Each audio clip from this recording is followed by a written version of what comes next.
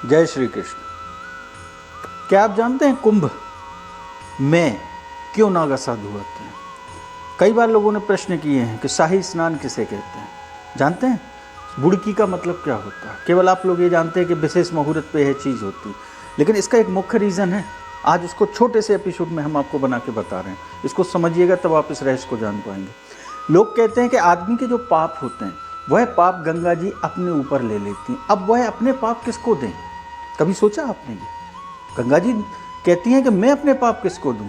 तब भगवान ने ये लीला रची, समुद्र मंथन हुआ और कुंभ हुआ। ये कथा सब आप लोग जानते हैं। परंतु आपको एक मुख्य बात बता दें, कुंभ में जो गंगा जी के ऊपर जो समस्त पापियों के पाप चढ़ते हैं, उन पापों को उतारने के लिए यह साधु संत महात्मा कंदराओं में हजारों साल से तपस्या करते हुए वह आकर इसमें स्नान करके उनके पाप को बांट कर ले जाते हैं। यह है कुंभ में साधुओं के आने का रहस्य।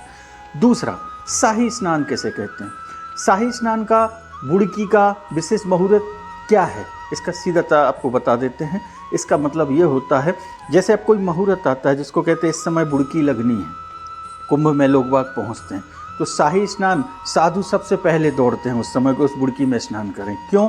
क्योंकि जब ये समुद्र की उसकी समुद्र मंथन से जब ये कुंभ में आई हुई अमृत की बूंदें गिरी उस कुंभ घड़े से, घड़ा को कुंभ कहा गया है, तो उसी के नाम पे यह कुंभ रखा गया है। घड़ा माने जहाँ समस्त पुण्य आत्माएं इकट्ठी हों, उनका घड़ा कुंभ है। तो जब यह शाही स्नान का समय आता है, वह विशेष मुहूर्त आता है, तो उस समय मालूम होता क्या है? उसी समय उसी क्षण स्वर्ग में देवता अपनी उस मंदाकिनी नदी में स्नान करते हैं, धरती पर पृथ्वीवासी और साधु स्नान करते हैं, पाताल में असुर राक्षस स्नान करते हैं। वो एक ही मुहूर्त एक समय पर एक तीनों लोगों का होता है, स्वर्ग, पृथ्वी और पाताल। उसको कहा जाता है उस स्नान को कि जब एक साथ देवता, मनुष्य और असुर एक साथ स्नान करें उस विशेष घड़ी पर, वह शाही स्नान, वह विशेष मुहूर्त, वही बुड़की कहलाती है।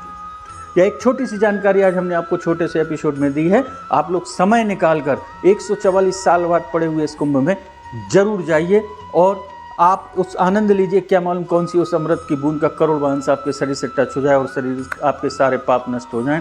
और आपको एक रहस्य और महत्वपूर्ण बताए दे रहे हैं, कुंभ में नागा क्यों आते हैं? इसका रीज़न है क्योंकि कुंभ में वचन दिया था शिव जी ने, जब अमृत पाने के लिए जब सबसे पहले निकाला गया विष, वो विष को नीलकंठेश्वर ने अपने अंदर धारण किया, तो उनने वचन दिया था देवताओं को और असुरों को कि जब भी कुंभ पड़ेगा तो मैं उस कुंभ में जरूर स्नान करने आऊँगा। तो इन्हीं जब शाही स्नान का समय होता है उस समय पधारते हैं स्वयं शिव जी।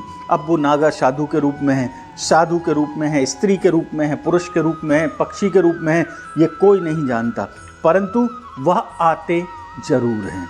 क्या मालूम उस भीड़ में कहाँ हमसे वो टच हो जाए और मेरे प्रभु का टच और स्पर्श करके हमारा जीवन धन्य हो जाए। इसलिए जरूर समय निकालिए और कुंभ जरूर जाइए। जय श्री कृष्ण।